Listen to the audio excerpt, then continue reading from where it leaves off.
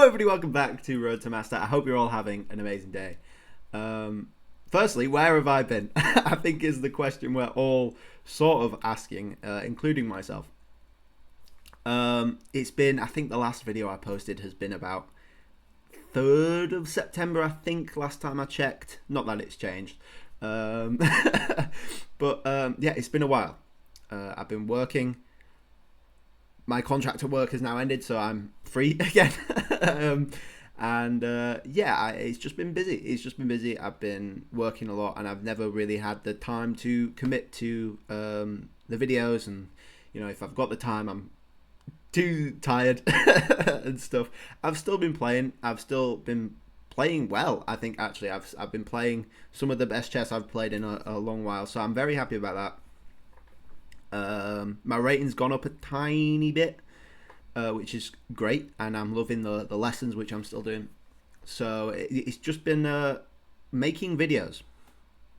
I haven't really had time to. The other thing I want to say as well is I've felt like the videos that I was posting weren't up to a standard that I wanted them to be. You know, I tried to make good stuff on this channel, and I felt it was getting slightly repetitive. Obviously, I started the series, if you can call it a series, around 1600 on chess.com, which I think I was underrated, because we've seen it massively shoot up. We're just below 2000. I've not really played much Rapid online since, and I think it was unwise of me to expect that to just keep going up, and I just felt like if I wasn't making progress in the videos, it wasn't worth showing, if that makes sense.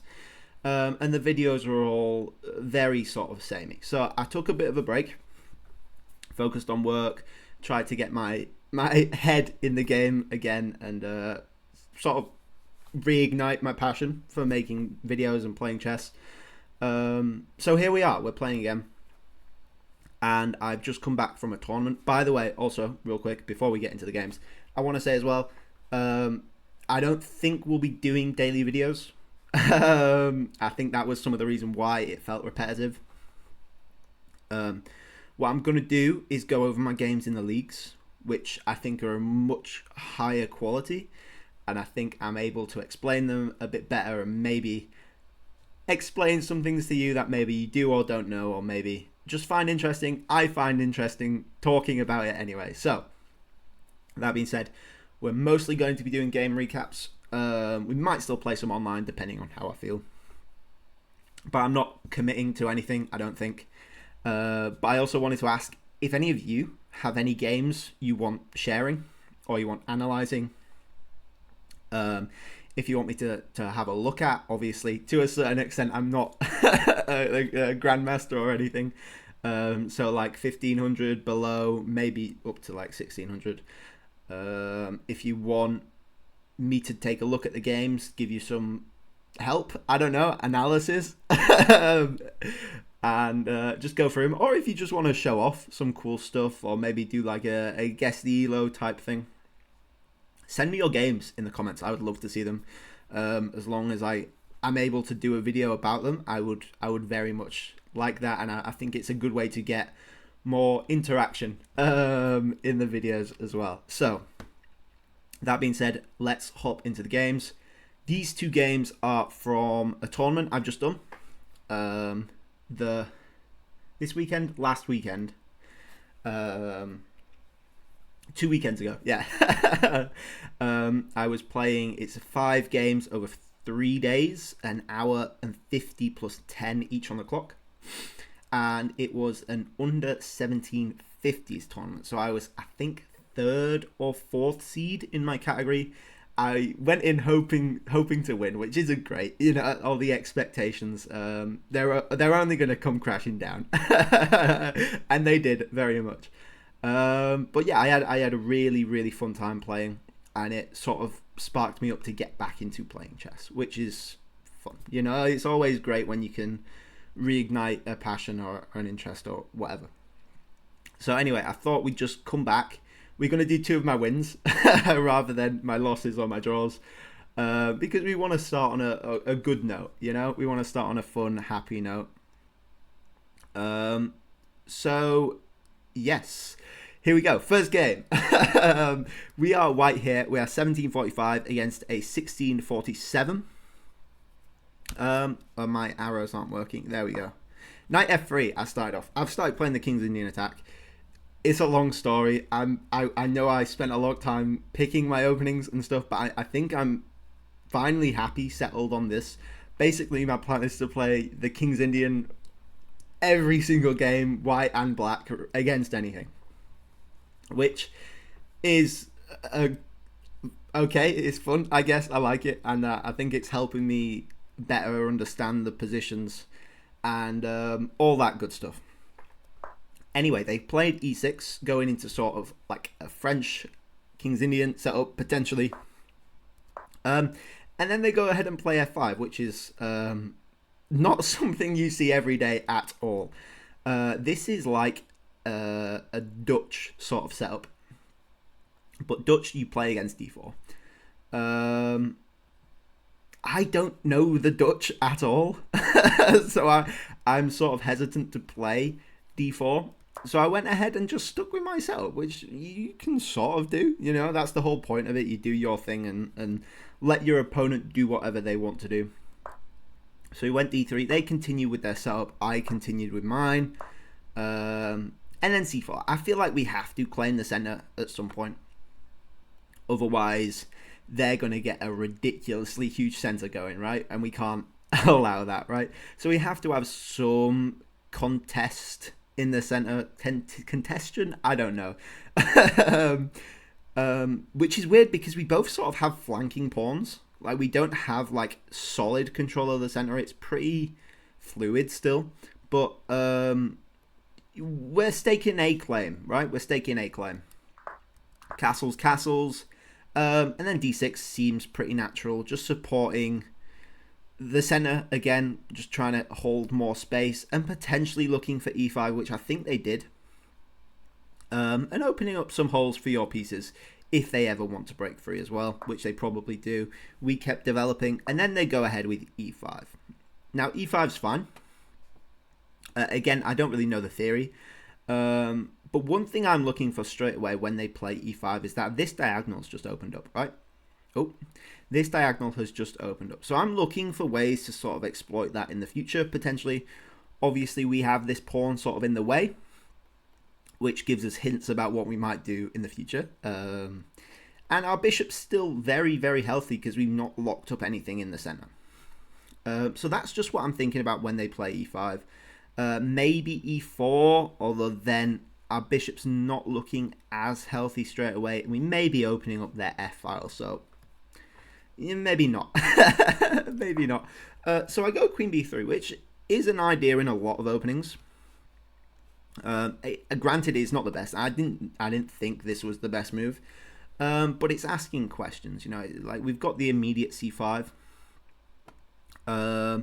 which may prompt like a d5 push, and maybe we can contest the center a bit better. Then I don't really know, but it looks like it's doing something, and it's developing as well, right?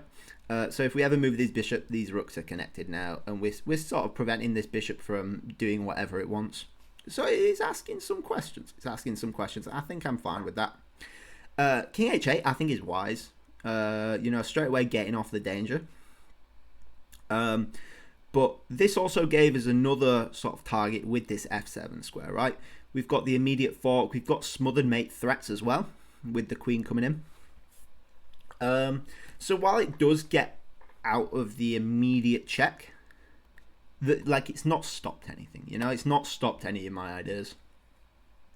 And it's a move they could have used developing something, I think. So yeah, I'm relatively happy with that. I think my queen b3's done its job, and now we just develop. Bishop g5. What is that doing? It's on the board. You know, it's developed. It's maybe looking at trading off stuff. Though I would rather get rid of the knight than the dark square bishop, because their pawns are on dark squares, a bit locked up.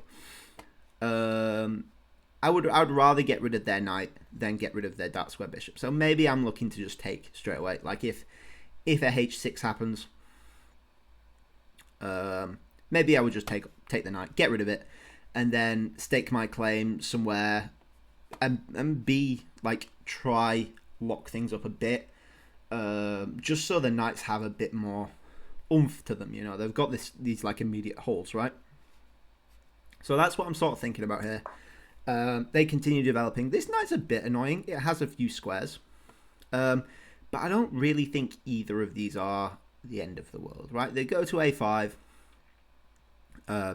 I could try stay on the b file. I could just go back as well. And then the question is, what's your knight doing? On the edge of the board, I can kick it immediately with like b5. If they go here, knight takes, knight there maybe, and again, you've sort of just lost a bit of your momentum in the center, and it's not really affected me that badly. So I'm not too upset about those. I go a4 here. A4's not, again, it's not a concrete move. It's more a vibe, which I'm like, it's not good to solely rely on vibes in chess, but I think there is actually some like truth to it, you know. I think that's sort of a good definition, not a definition, but sort of good way of thinking about positional stuff. Obviously, you need to take into account the concrete lines and the calculations, but you know, just thinking like, where do my pieces want to be? What do I want out of the position? And the whole point of a4 here is to potentially go a5, a6. a5 stopping this knight coming in, like we said, not the end of the world. But a6, what I want to sort of do maybe is free up this bishop. So maybe I've got some takes lines and stuff. And I'm just trying to clear way for my pieces. And if we get a6 as well and they decide to push, maybe this knight comes in on b5 with no a6 to stop it. You know, there's some stuff to it. I'm asking more questions, right? They decide to go knight h5, which doesn't look nice. I don't think it's horrible, you know. There is some legs potentially to f4 as a push. But I think I'm relatively safe. You know, I've got these two pieces round. If they go f5, you know, I'm going to take this bishop. I have to take the bishop, right? I'm not going to move back, I don't think, because then potentially I am blocking my own defense a bit. And I've moved the bishop here already, so I've got to be prepared to trade it off. So I just take. And I think here takes with queen is the obvious move. You know, this knight's in the center, like we said. It's potentially threatening stuff, but not the end of the world. So takes with queen just keeps that there, and you're still sort of keeping the pressure on. Yeah, I just think it's better. They took with the knight, which I get as well. Like potentially you're making your way over to the king side again with more push ideas. I feel like maybe it gives me a bit too much free reign on the queen side. You're taking your things away a bit. My queen's still not doing nothing. You know, it's still got some ideas behind it. a5, a6, still a thing with knight takes, looking at the bishop. So yeah, I don't think it's horrible. But I think you've got to go for this attack, right? I came up with this crazy idea of c5. Now, c5 on its own is not crazy. In fact, I don't really know why I call it crazy. I'm going to be dead honest. I thought I just lost a pawn here. I thought this was a gambit. But I realized later I could just take this pawn. And it's not really a gambit. Either way, I'm not complaining, right? If I was happy to lose the pawn, then I'm definitely happy to not lose the pawn, you know? And the whole point is, again, this diagonal here, opening up things for my pieces, you know? My bishop's still doing stuff. And my knight now, because they decided to take with the knight, we have this g5 square, which is scary. You know, I hate to say it, but it's kind of scary. There is some legs to this. So maybe here you just go h5, maybe. And you just try stop that and continue with your stuff. But then I'm potentially opening up And we're playing on the c file, so I've distracted your sort of kingside attack by making these plays on the queen side. I don't really know. They decide to counter push with f4, which it doesn't seem right, and the computer agrees. I'm not scared of this. You know, I can sort of do either. H5, maybe you're losing control over the H file. But what are they actually putting on the H file? You know, especially with this knight here, they're not really doing much. I still have relatively good amounts of control over that. So maybe taking with the F file and opening up, challenging the F file with the rooks is a good idea. But for now, I'm just ignoring this, right? I've got these grand plans of going knight g5, and I'm not going to let anything really stop me from doing that. So I just decided to take. You know, they can take with the queen, but again, that doesn't really stop my ideas, and I maybe even got more ideas then as well. My knights are sort of just looking like octopuses at this point. Octopuses, octopi, I still don't know that. Anyway, they take with the c pawn, which I think is fine, you know. I don't think taking with the queen is the correct thing to do at all. Yeah, you're just allowing a lot of stuff, I think. You're just allowing too much play. And your queen's not really got a direct line to my king side. Maybe you can go to g6, but I thought maybe the knight or rook would be better placed on that. So I don't really know. The computer's saying plus 2.4 here. They take with the c-pawn, and then I hop in with knight g5. Now, there was a lot of calculation that went into this. Obviously, I'm threatening this with either you give up the rook or you get mated with a smothered mate, right? If you decide to not take it, right? You're getting done for. With a very nice smothered mate, with a fork on the queen as well. Beautiful. And really, there's not many ways to sort of stop this. The only way, I think, is queen e8. Which does actually a good job of stopping my threats, I think. Because you're covering f7, and you're also threatening g6 as well. Queen g6, where my knight's sort of in a bit of a precarious situation, especially if you get h6. And then I've sort of given you time to get your pieces more over to my king side. I'm a bit shaky here. I did see ideas of knight b5 with this fork, but I think after queen g6, I can go like h4 maybe, but after h6, you know, I get kicked out either way, and there's no longer the fork here, so the tempo on my knight is just nice for them, I think. Yeah, maybe I get this. It's saying, what's it saying is the best move? a5, apparently. That's a blunder? No? What are you saying is the best move? It can't be a5. Queen takes g5. Queen takes g5. I don't know. Knight e4. Oh, knight e4. Yeah.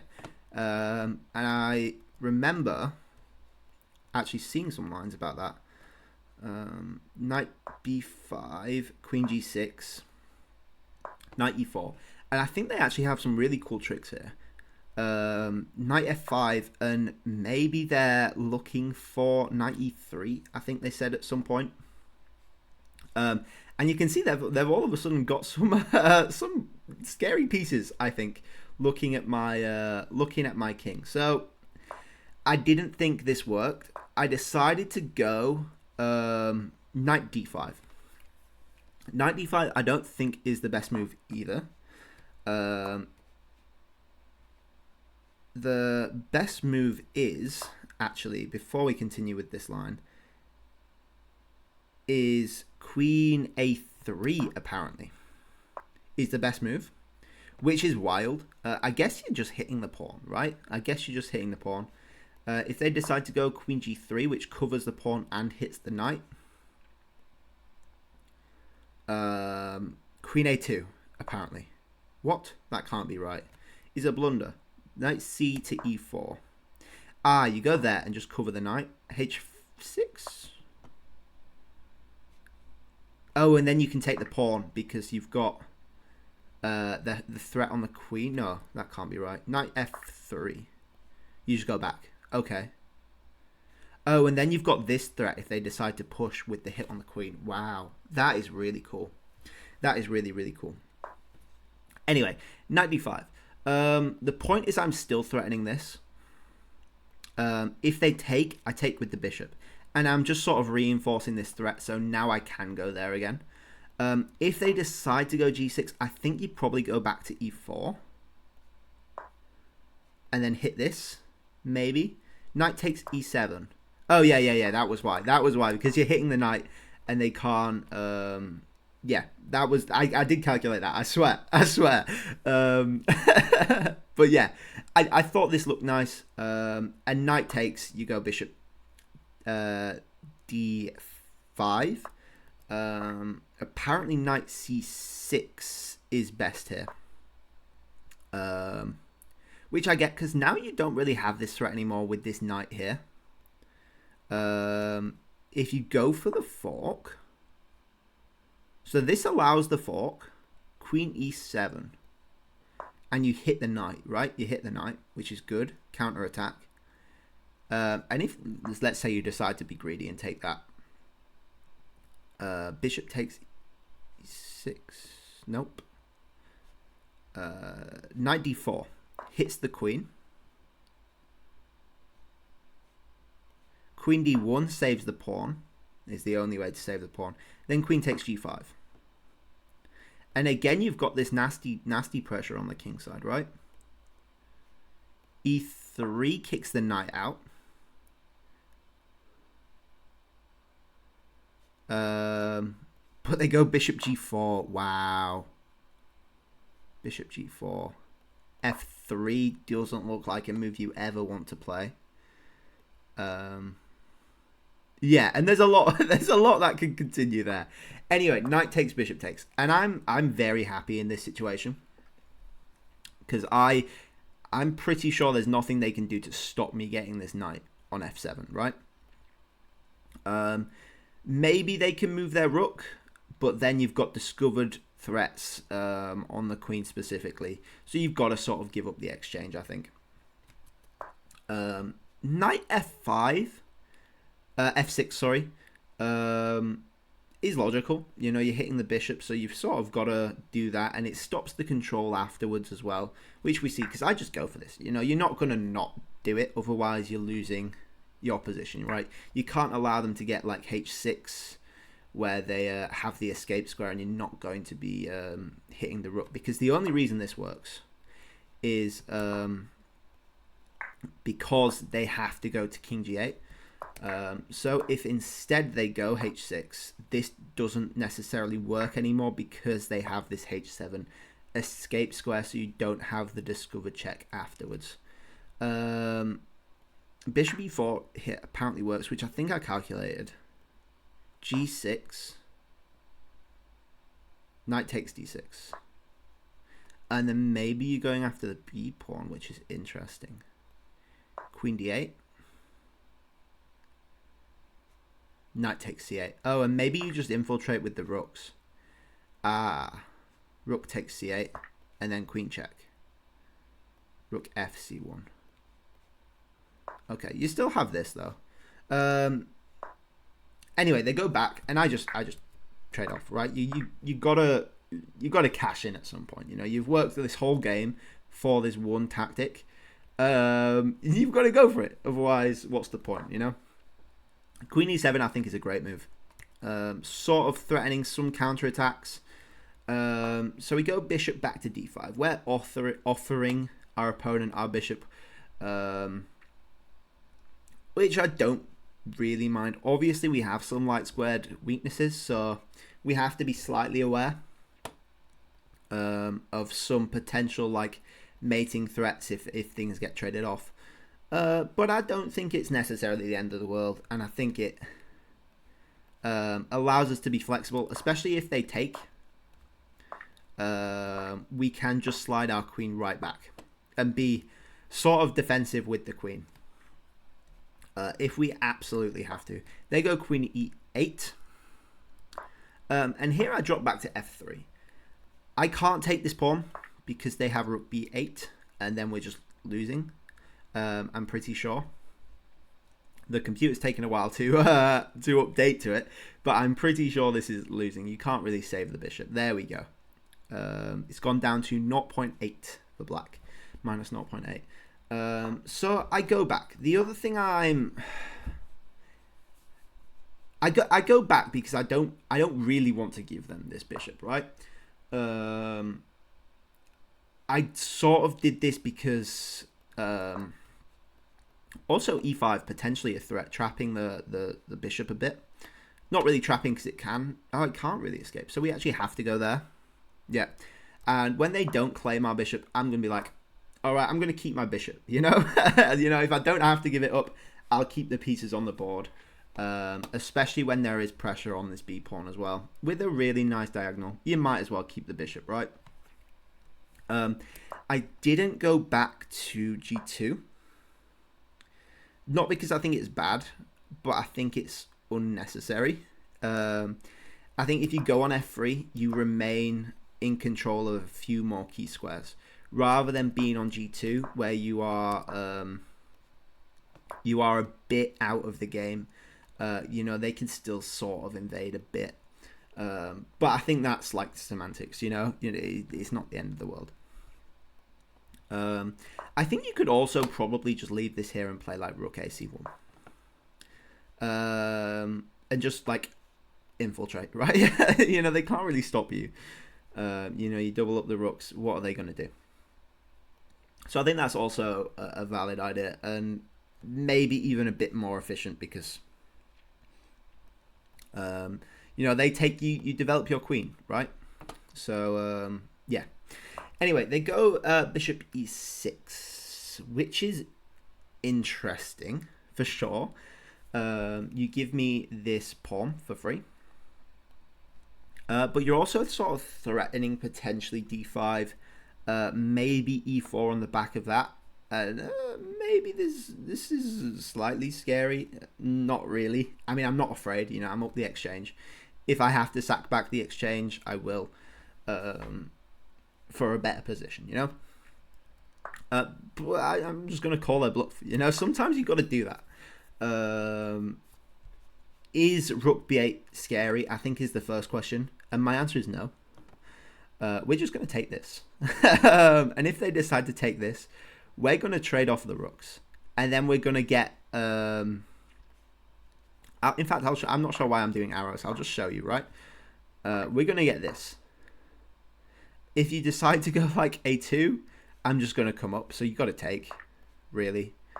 And then how are you stopping this? This is huge. And this is sort of what happens in the game. Slightly different. They decide to play d5 first. To sort of sever the connection between the queen and the bishop. Preventing you taking the rook. And also looking at e4 potentially. I go rook c1.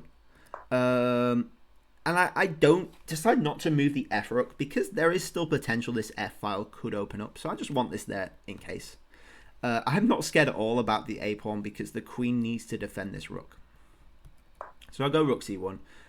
Looking at this, you know, there's a lot of stuff. there is a lot of stuff I can do. They go e4. I don't take this. I think taking is bad.